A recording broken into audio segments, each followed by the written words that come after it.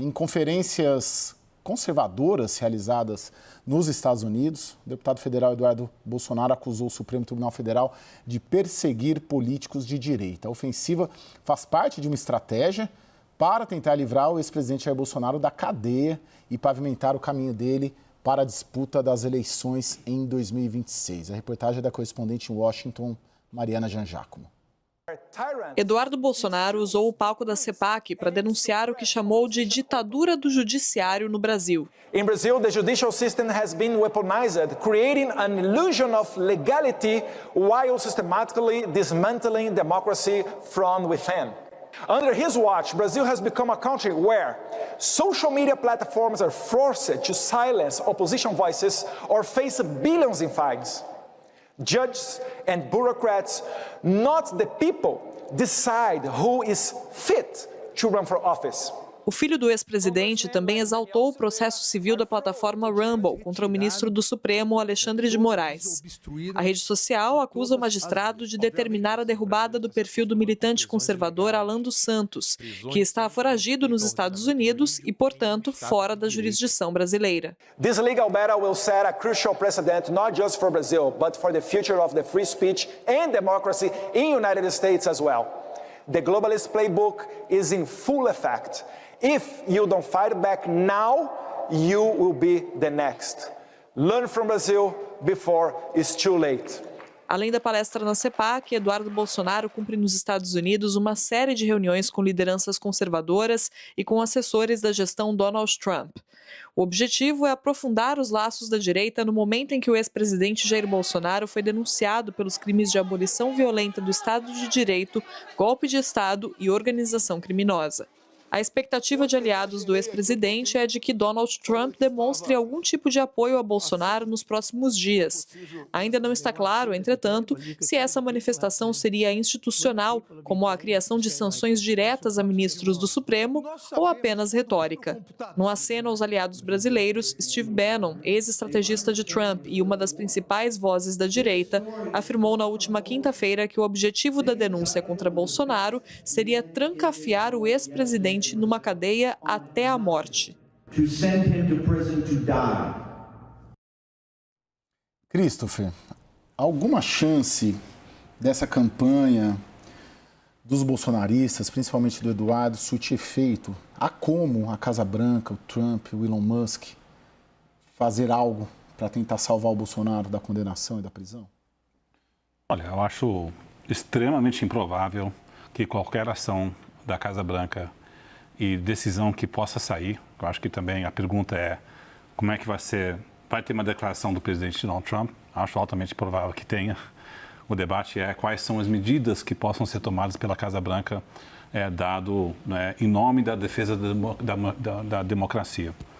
Mas, em termos de probabilidade de impactar uma decisão do Supremo Tribunal Federal e evitar uma condenação, a chance é muito remota. Na verdade, pode ter um efeito contrário, na medida que o Supremo Tribunal Federal veja uma interferência indevida do governo Trump para tentar influenciar uma decisão, fica muito difícil para a Corte tomar uma decisão mais leniente que seja vista como se curvando a um poder externo, porque o tribunal está sendo atacado pelo Eduardo Bolsonaro diretamente, estão tentando influenciar decisões que até publicamente o Eduardo Bolsonaro também já chamou para caçar o visto de alguns ministros do Supremo.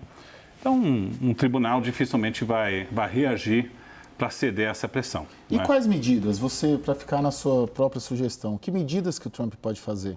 Ele, no México, usou as tarifas para negociar o fentanil, né? De alguma maneira, ele pode usar as tarifas para tentar negociar alguma coisa? Eu diria o seguinte, uma das razões que nós na Eurásia vemos argumentando que o Brasil provavelmente vai sofrer uma onda tarifária maior do que o setor privado antecipa é porque o ambiente político entre os Estados Unidos e o Brasil é muito tóxico. A situação jurídica do ex-presidente, a gente sabia que viria denúncia e sabemos que existe uma probabilidade alta de ser condenada, possivelmente com mandato de prisão lá na frente. A cada passo desse processo vai gerar atritos como esses. Então, quando a Casa Branca está delineando a sua estratégia de quais países vão receber tarifas utilizando o princípio de reciprocidade. Um país que coloca a tarifa mais elevada do que os Estados Unidos coloca sobre aquele país pode ser alvo de tarifas setoriais, não é? Que vão ser calibradas de acordo com o estudo do Departamento de Comércio. Então, dado a situação política muito difícil, é provável que o Brasil seja um alvo maior usando esse princípio. Segundo, vai ser difícil negociar cotas sobre a tarifa de aço e alumínio que já foi imposta. Eu acho que é muito mais fácil que venha uma negociação Canadá e México do que o Brasil. Então, a imposição de tarifas e a negociação de ressalvas vai ser bem mais difícil. Aí a pergunta é, o que mais que pode vir além disso? Eu acho que isso é o esperado. É difícil encontrar medidas, punições acima, restrição de investimento é muito difícil. Você pode ter medidas como vistos como ministro supremo, mas eu acho que é mais no lado tarifário do que outras medidas. E aí, Lorival, sua percepção? Eu acrescentaria o apoio político, que é importante também, né? Estou notando assim que a política externa do Trump, ela tem dois grandes drivers, o aspecto ideológico e umas motivações colonialistas, né, de explorar, expropriar riquezas de outros territórios. Acho que vamos falar disso mais adiante quando tratarmos de Ucrânia.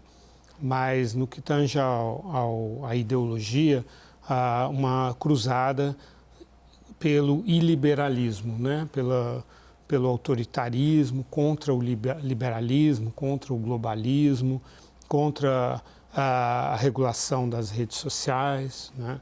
E isso tem motivado vários das atitudes do Donald Trump. Um exemplo muito forte ao mesmo tempo que o Trump se recusa a defender a Europa, ele promete manter os 10 mil soldados americanos na Polônia, porque o presidente da Polônia é um conservador, nacionalista, pertence a essa rede internacional composta pelo Trump, Andrzej Duda, da Polônia, Viktor Orbán, da Hungria, Robert Fico, da Eslováquia, Javier Milei, na Argentina, e os Bolsonaros no Brasil. Então, entre outros, né, Alice Weidel na Alemanha e tantos outros, Marine Le Pen, a lista é grande. Então, eles estão formando realmente essa corrente que está realmente moldando a política externa. E a ponto também, o próprio Vladimir Putin é parte desse grupo, e por que não o Xi Jinping, numa outra categoria, sem dúvida, mas ontem mesmo, e várias vezes já ao longo dos últimos meses, o Donald Trump tem salientado que gosta do Xi Jinping, que quer se aproximar do Xi Jinping. Então, acho que a grande disputa entre autocracias e democracias, essa disputa está colocando os Estados Unidos do lado das autocracias. Lorival, essa fala do Eduardo Bolsonaro pega? A Casa Branca ouve e chega lá? Sem dúvida. Acho que eu fiquei bastante impressionado com a performance, né, do Eduardo Bolsonaro. Acho que ele treinou bastante. Acho que, é claro que ele estava lendo, né, mas o inglês melhorou, claro, com sotaque brasileiro, isso não tem nenhum problema. Mas o inglês bem falado, nesse trecho que a gente mostrou, uma postura, uma linguagem de corpo que tem muito apelo para esse público iliberal, esse público que defende, né, gosta, sente atração por um certo perfil assim mais viril, né, mais entre aspas masculino dentro dessa visão. Heterotop, né? Isso é super importante, sim, né? Isso tem essa questão estética, visual, é fundamental, é motivadora, é engajadora. Então, sem dúvida, acho que essa participação dele terá impacto, sim. Quer colocar? Só a relevância da fala do Eduardo Bolsonaro com esse discurso entrando num eixo que encontra eco no Partido Republicano e o trumpismo. Porque toda a campanha eleitoral americana era o Biden acusando o Trump de ser antidemocrático, e você fazia pesquisa entre os democratas, a ameaça à democracia era a principal preocupação, e os republicanos dizendo que não, vocês é que são a ameaça à democracia, que estão querendo curvar o direito de expressão, liberdade de expressão. Eu acho que isso é um prenúncio do debate que nós vamos ter em 2026.